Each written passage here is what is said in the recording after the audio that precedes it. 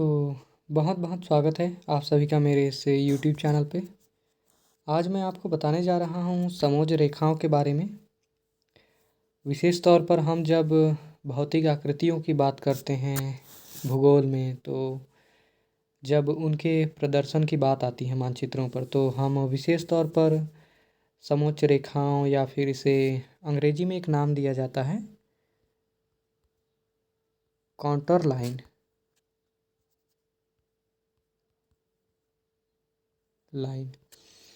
तो हम contour line या फिर समोच्च रेखाओं के बारे में देखेंगे।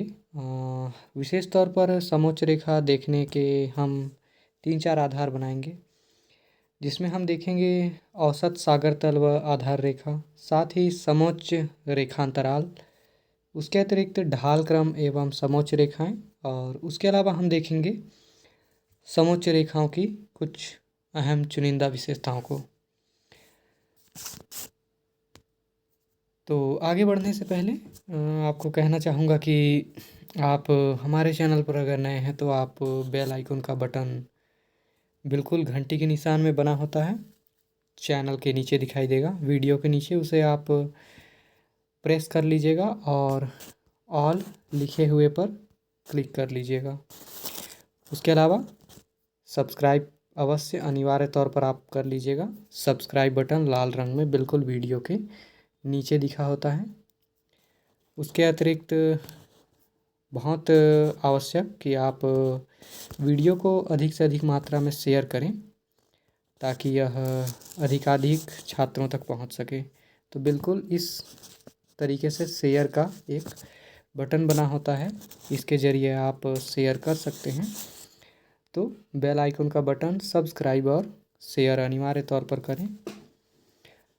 आगे बढ़ते हुए हम सबसे पहले देखेंगे समोच्च रेखाएं होती क्या हैं।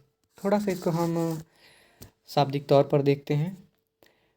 भूगोल की भाषा में, भौगोलिक भाषा में हम कहें तो समोच्च रेखाएं वे कल्पित रेखाएं होती हैं जो धरातल पर सागर तल से समान ऊंचाई वाले समीपस्थ बिंदुओं को जोड़ती है।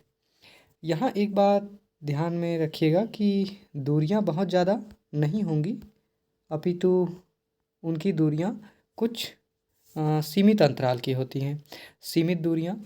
और विशेष तौर पर सागर तल कहा जाता है, हाइट या ऊंचाई का अंकन हमेशा एक निश्चित स्तर से किया जाता है। अमूमन पूरे विश्व में सागर तल या विश्व के सभी महासागर हैं, उनमें जलतल रेखा होती है जिसे हम सागर तल कहते हैं। इस सागर तल से धरातल के समस्त स्थलाकृतियों के ऊंचाइयों का या उनके हाइट को अंकित किया जाता है, नापा जाता है। तो सीधा सा अर्थ है कि समोच्च रेखाएं वे काल्पनिक, यहाँ काल्पनिक का जिक्र किया है, वास्तविक नहीं है, यह काल्पनिक रेखाएं हैं, अर्थात केवल मानचित्र पर आपको खिंची हुई मिलेंगी, वास्तविकता के धरातल पर यह आपको दिखाई नहीं देगा। तो इसीलिए कहा गया है कि समोच्च रेखाएं वे रेखाएं हैं जो कि काल्पनिक होती हैं और सागर तल से एक समान ऊंचाई, अर्थात बिल्कुल एक समान ऊंचाई वाले बिंदुओं को मिलाने वाली रेखा को हम समोच्च रेखा कहते हैं। उदाहरण के लिए मान लीजिए दो अलग अलग पहाड़ियाँ हैं जो आसपास हैं, उनकी हाइट कम या ज़्यादा है। मान लीजिए एक पहाड़ी की हाइट ज़्यादा है, एक की कम है ऊंचाई, तो एक समोच्च रेखा खींची गई होगी जो बिल्कुल इस शेप में, इस तरीके से होगी, जो इन दोनों बीच के स्थानों की एक समान ऊंचाई को प्रदर्शित कर रही होगी, और दरअसल इसे ही हम समोच्च रेखा के नाम से जानेंगे। उसके अलावा कहता है दूसरा बिंदु, मानचित्र में यह रेखाएं सर्वेक्षण द्वारा निर्धारित स्थानिक ऊंचाइयों के अंतर्वेशन से बनाई जाती हैं। अर्थात सीधी सी बात है कि मानचित्र में विशेष तौर पर आपको दिखाई देगा पर्वत, उसके अलावा पठार, उसके अलावा मैदान, इसके अलावा अन्य स्थलाकृतियाँ आपको मिलेंगी, झील, तालाब, नदियाँ। कहा जाता है कि इन सभी में, इन सभी का एक निश्चित अवलोकन किया जाता है और अवलोकन के पश्चात ही इन समोच्च रेखाओं को निर्धारित किया जाता है मानचित्र पर और उसी को दूसरा बिंदु बताने का प्रयास कर रहा है। अब यहाँ पर हम देखेंगे समोच्च रेखाओं की कुछ चुनिंदा विशेषताएं होती हैं। वे कौन कौन सी विशेषताएं हैं, इस पर एक नज़र डालते हैं। पहला कहता है समुद्र तल से समान ऊंचाई वाले स्थानों को प्रदर्शित करने वाली रेखाएं होती हैं, जैसा कि इससे पहले बताया था। दूसरा कहता है समोच्च रेखाएं ऊंचाई के अनुसार वक्राकार होती जाती हैं, अर्थात एक बिल्कुल कर्व का निर्माण करती हैं इस तरीके से। तो कहा जाता है कि जैसे जैसे हाइट बढ़ती जाती है वैसे वैसे समोच्च रेखाओं का दायरा बिल्कुल वक्राकार होता जाता है, एक वक्र की भांति बनती जाती हैं। तीसरा कहता है तीव्र ढाल में समोच्च रेखाएं पास पास एवं मंद ढाल में दूर दूर होती हैं। तो विशेष तौर पर यहाँ हम देखेंगे कि समोच्च रेखाएं ऊंचाई के अनुसार वक्राकार होती जाती है और उसके साथ ही ढलान पर या ढाल पर विशेष तौर पर निर्भर करता है, या हम कहें ढाल जो होता है स्लूप वो समोच्च रेखाओं को पूर्णतः प्रभावित करता है। और कहा जाता है कि जब ढाल बहुत तेज हो, अर्थात तीव्र ढाल बिल्कुल इस तरीके से या इस तरीके से, यहाँ पर समोच्च रेखाएं क्रमशः पास पास होंगी। वहीं अगर हम तीव्र ढाल की हम बात कर रहे थे, लेकिन अगर मान लीजिए ढाल बिल्कुल मंद हो या इस रूप में हो या बिल्कुल इस रूप में, तो यहाँ पर समोच्च रेखाएं दूर दूर होती हैं, मतलब एक निश्चित डिस्टेंस या दूरी लिए हुए होती हैं। साथ ही कहता है धरातल पर यह काल्पनिक है किंतु मानचित्र पर वास्तविक रेखाएं हैं। तो गौर कीजिएगा, जिस प्रकार से अक्षांश रेखाएं और देशांतर रेखाएं होती हैं, धरातल पर काल्पनिक रेखाएं किंतु मानचित्र पर वास्तविक रेखाएं होती हैं, उसी भांति समोच्च रेखाओं के साथ होता है। यह मानचित्र पर वास्तविक होती हैं किंतु धरातल पर काल्पनिक होती हैं। तो इस तथ्य को बिल्कुल ध्यान में रखेंगे आप। साथ ही कहता है इन्हें भू सर्वेक्षण द्वारा निश्चित बिंदुओं से खींचा जाता है।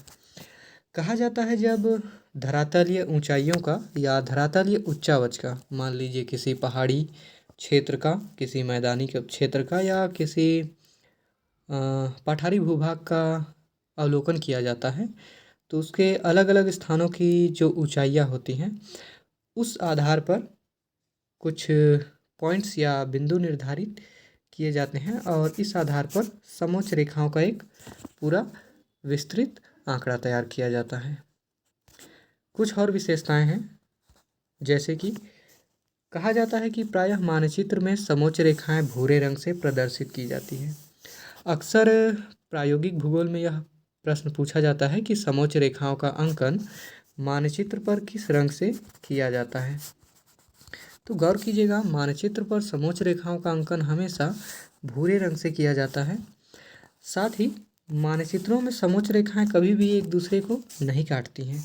तो यह एक बड़ी विशेषता है कि कभी भी समोच्च रेखाएं दूसरी समोच्च रेखा को काटने का काम नहीं करती हैं। अर्थात मान लीजिए समोच्च रेखाओं की बनावट इस तरीके से है, तो ये बिल्कुल गोल आकृति बनाएंगी, किंतु ये कभी भी एक दूसरे को क्रॉस या काटने का कार्य नहीं करेंगी। साथ ही कहता है समोच्च रेखाओं द्वारा स्थलाकृतियों का सही प्रदर्शन होता है। तो काफ़ी हद तक यह बात सही है कि समोच्च रेखाओं द्वारा जितनी भी भू आकृतियाँ हैं, भू आकृति उनका सही ठीक ठाक प्रदर्शन संभव होता है। तो यह समोच्च रेखा की एक प्रमुख विशेषता मानी जाती है। इसके बाद हम आगे आएंगे तो देखेंगे समोच्च रेखाओं में कुछ त्रुटियां भी होती हैं, अर्थात समोच्च रेखाओं के कुछ दोष पर हम चर्चा करते हैं। आइए, कहा जाता है समोच्च रेखाओं में जो दोष निकाले जाते हैं, बहुत ज़्यादा दोष तो नहीं है किंतु कुछ दोष हैं जिसको आप बिल्कुल ध्यान में रखेंगे। समोच्च रेखाओं द्वारा समतल मैदानी भागों के स्वरूपों का ठीक ठीक ज्ञान नहीं होता। अर्थात कहने का तात्पर्य है कि यह पर्वत और पठार या पहाड़ी ऐसी स्थलाकृतियों का तो बहुत ही शानदार अवलोकन करता है, किंतु कहा जाता है जब एक समतल मैदानी भाग आता है या मैदानी स्वरूप का दर्शन होता है तो कहते हैं यहाँ पर समोच्च रेखाएं उतनी बेहतर तरीके से कारगर नहीं मानी जाती हैं। उसके बाद कहता है दो समोच्च रेखाओं के मध्य ढाल की प्रवृत्ति एवं दिशा का भी ठीक ज्ञान नहीं हो पाता। तो निश्चित रूप से समोच्च रेखाएं ढाल का अनुसरण करती हैं, किंतु बिल्कुल निश्चित ढाल या ढाल की प्रवृत्ति कैसे है और उनकी दिशा कैसी है उसकी एकदम सटीक जानकारी समोच्च रेखा नहीं दे पाती है। तो यह एक दोष माना जाता है। एक और दोष बताया जाता है मानचित्र समोच्च रेखाओं का। मानचित्र में किसी भी स्थान या बिंदु की सही ऊंचाई ज्ञात नहीं होती। तो जैसा कि मैंने बताया है, मानचित्र पर दो समान ऊंचाई वाले स्थानों को मिलाने वाली रेखा को हम समोच्च रेखा कहते हैं। तो दो स्थानों की ऊंचाई को यह मिलाने वाली रेखा है, ना कि उनकी वास्तविक ऊंचाई बताने वाली रेखा। तो इसीलिए कहा गया है कि मानचित्र पर किसी भी बिंदु या स्थान की सही ऊंचाई नहीं बताती, बल्कि वह दो अलग अलग स्थानों के समान ऊंचाई वाले बिंदु को प्रदर्शित करती है। तो इस तरीके से यह छोटा सा वीडियो लेक्चर था समोच्च रेखाओं के संदर्भ में। आशा है आपको यह पसंद आया होगा। वीडियो पसंद आया तो लाइक कमेंट शेयर करना ना भूलें। वीडियो सब्सक्राइब करें, चैनल सब्सक्राइब करें, बेल आइकन का बटन दबाएं। मिलते हैं अगले लेक्चर वीडियो में।